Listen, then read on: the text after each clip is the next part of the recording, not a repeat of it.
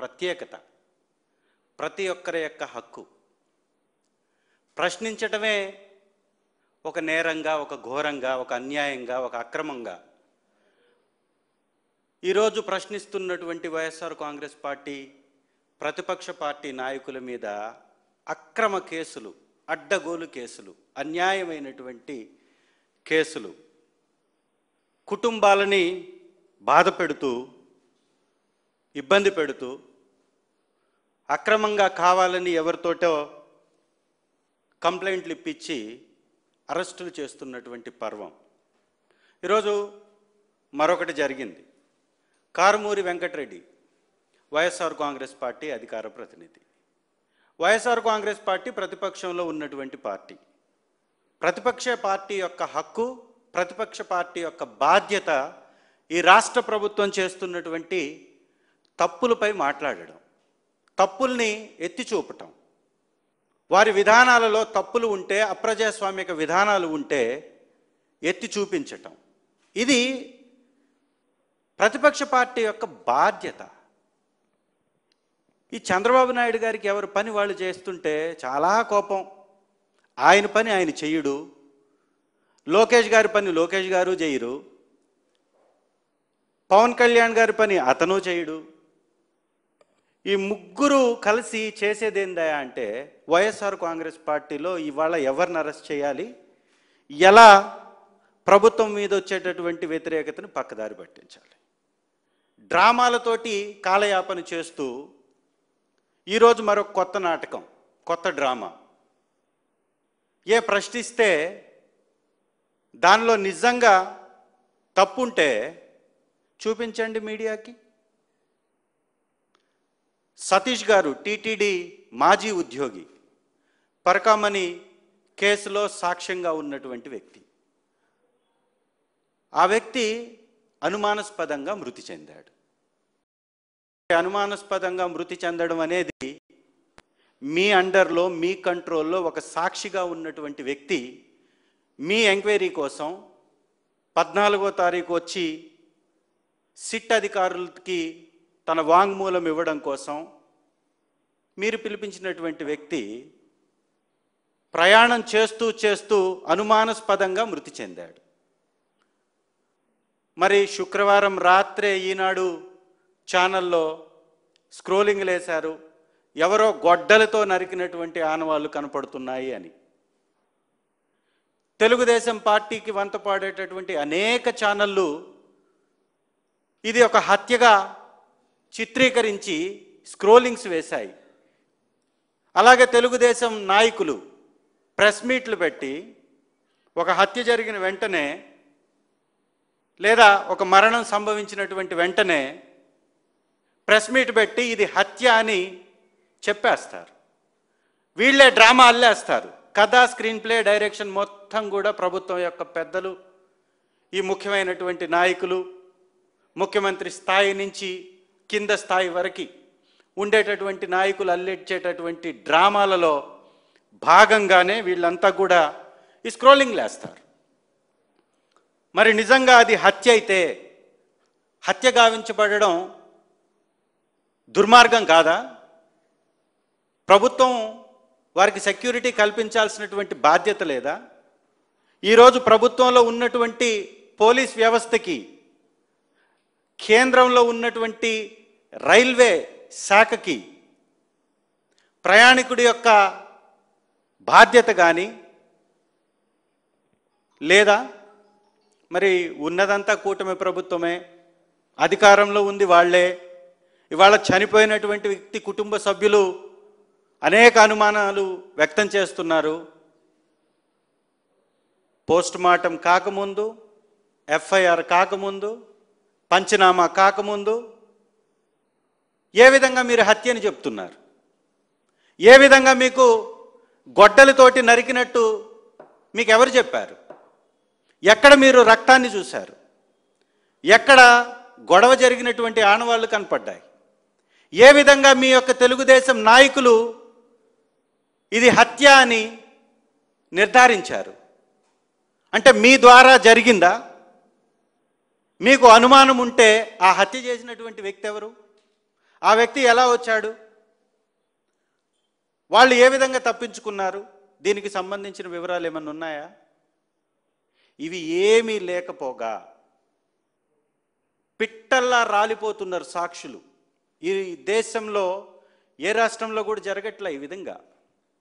ఎవరైతే ఒక కేసులో సాక్షిగా ఉంటాడో అనుమానాస్పదంగా మృతి చెందడమో లేదా జైళ్లలో మగ్గడమో జరుగుతుంది. మరి ఎందుకు ఈ దుష్ట సాంప్రదాయం? ఇవాళ కారుమూరి వెంకటరెడ్డి గారి అరెస్టు అక్రమమైనటువంటి అరెస్టు. దీన్ని తీవ్రంగా వైఎస్ఆర్సీపీ ఖండిస్తుంది. పరకామణి కేసులో సాక్షిగా ఉన్నటువంటి వ్యక్తిని కాపాడుకోలేనటువంటి చాతగాని దద్దమ్మ ప్రభుత్వం ఆ నిందని పక్కదారి పట్టించటానికి ఎవరో తాడిపత్రిలో ఒక రైతంట, అతను అక్కడ కంప్లైంట్ ఇస్తారు, వీళ్ళు హైదరాబాద్ వచ్చి అరెస్ట్ చేస్తారు. పెట్టినటువంటి కేసులన్నీ కూడా ఏంటి? బెయిలబుల్ కేసులు. 41A నోటీస్ ఇచ్చేసి వదిలేసేటటువంటి కేసులు కదా. మరి ఎందుకు మీరు ఏదో ఒక మానభంగం చేసినటువంటి వ్యక్తినో, హత్యా నేరారోపణలు ఉన్నటువంటి వ్యక్తినో, లేకపోతే విపరీతమైనటువంటి నేర ప్రవృత్తి కలిగినటువంటి వ్యక్తినో అరెస్ట్ చేసినట్లు ఇవాళ ఎందుకు ప్రవర్తిస్తుంది ప్రభుత్వం? కేవలం ఒకటే, ఈ రాష్ట్రంలో తప్పు జరిగితే ప్రశ్నించకూడదు, ప్రశ్నిస్తే మేము జైళ్ళలో పెడతామనేటటువంటి ఒక ఇన్ఫర్మేషన్ని, ఒక భయాన్ని ఈ రాష్ట్రంలో విపరీతంగా విచ్చలవిడిగా ప్రచారం చేయాలని. ఎవరు ప్రభుత్వాన్ని ప్రశ్నించినా మేము కేసులు పెడతాం, మిమ్మల్ని జైళ్లలో పెడతామని చెప్పటానికే, భయపెట్టడానికే ఈ యొక్క కేసు. లేకపోతే హత్య అని స్ట్రోలింగ్ వేసినటువంటి ఛానల్స్ మీద పెట్టొద్దా కేసులు? తెలుగుదేశం అధికార ప్రతినిధుల మీద కేసులు కట్టొద్దా?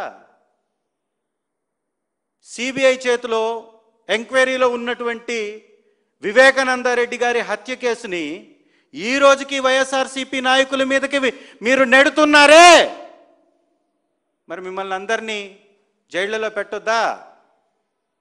పవన్ కళ్యాణ్ గారు 30,000 మంది అమ్మాయిలు అక్రమ రవాణాకి గురయ్యారు, వాలంటీర్లు తరలించేశారన్నారే, పవన్ కళ్యాణ్ గారిని జైల్లో పెట్టకూడదా? కేసు కట్టకూడదా? వారేమన్నా అతీతమైనటువంటి వారా? జరగనటువంటి అనేక తప్పుల్ని, అనేక విషయాల్ని తప్పుగా చిత్రీకరించి, స్మార్ట్ మీటర్ల దగ్గర నుంచి ప్రభుత్వ పథకాలన్నిటి మీద అబద్ధాలు, అసత్యాలు, అప్పుల గురించి చెప్పినటువంటి లోకేష్ గారి మీద కేసు పెట్టొద్దా? ఎంతోమంది ఈ రాష్ట్రంలో హత్య గావించబడుతున్నారు, అత్యాచారం గావించబడుతున్నారు. వీటన్నిటి మీద ఒక్కడిని అరెస్ట్ చేశారా ఈ రోజు వరకు? వైఎస్ఆర్ కాంగ్రెస్ పార్టీ నాయకులను ఎంతమందిని అరెస్ట్ చేశారు ఈ రోజుకి? విచ్చలవిడిగా జైళ్లను నింపేస్తున్నటువంటి పరిస్థితులు. జైళ్లు ఉన్నది కేవలం ప్రతిపక్ష పార్టీ నాయకుల్ని పెట్టడానికే అన్నట్టుగా కూటమి ప్రభుత్వం వ్యవహరిస్తున్నటువంటి తీరు. విచ్చలవిడిగా అధికారుల మీద దాడులు జరుగుతుంటే ఒక్కడి మీద కేసు కట్టారా? విశాఖ ఉక్కు ఉద్యోగస్తుల్ని ఎన్ని అబద్ధాలు పెట్టి మభ్య పెట్టారు చంద్రబాబు నాయుడు గారు. మరి ఇలా అబద్ధాలు చెప్పినటువంటి చంద్రబాబు గారి మీద కూడా కేసు కట్టాలిగా. ఇవాళ బస్సు ప్రమాదం మీద ప్రశ్నిస్తే కేసు, గోమాంసం టన్నులు పట్టుకుంటే అది డైవర్ట్ చేయాలి, పదుల సంఖ్యలో టెంపుల్స్ దగ్గర మరణాలు సంభవిస్తే దాన్ని డైవర్ట్ చేయాలి, తిరుమలలో మాంసాహారాలు భుజిస్తూ దొరికిపోతే దాన్ని డైవర్ట్ చేయాలి, రాష్ట్రంలో పెట్టుబడులు రాక జిందాల్ లాంటి కంపెనీలు పారిపోతే దాన్ని డైవర్ట్ చేయాలి, ఈ రాష్ట్రంలో రైతులు పండించినటువంటి పంటకి గిట్టుబాటు లేకపోతే దాన్ని డైవర్ట్ చేయాలి, ఈ రాష్ట్రంలో ఏ రకమైనటువంటి ఆర్థిక సంక్షోభం వచ్చి ప్రభుత్వం అప్పు చేసినా దాన్ని ప్రతిపక్షం మాట్లాడకూడదు, దాన్ని డైవర్ట్ చేయాలి.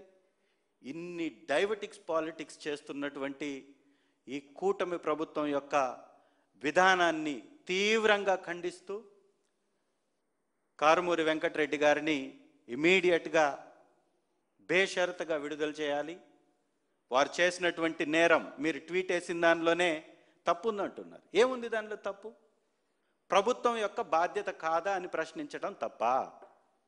ప్రభుత్వం ఇక్కడ ఉన్నటువంటి పౌరులకు రక్షణ కల్పించాల్సినటువంటి బాధ్యత లేదా?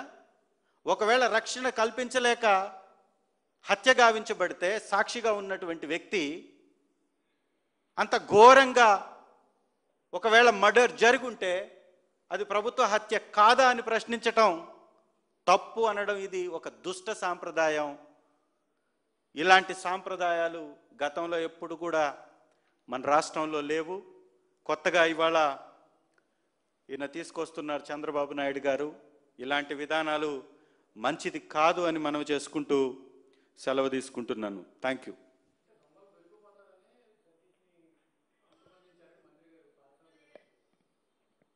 అదే అంతమొందించినటువంటి వ్యక్తులు ఎవరు? ఆ పంచనామా చేసినప్పుడు ఎవరి పేరన్నా దానిలో పొందుపరిచారా? హత్య అని పోస్ట్ మార్టం రిపోర్ట్లో వచ్చిందా? అసలు ఎఫ్ఐఆర్ఏ ఫైల్ కాకముందు, పోస్ట్ మార్టమే జరగకముందు, పంచనామానే కాకముందు ఏ విధంగా మీరు హత్య అని చెప్తారు? అంటే మీరే చేయించారా? మీ ప్రభుత్వంకి తెలిసే జరిగిందా? మీరే చెప్పాలి, మంత్రి గారే చెప్పాలి మరి.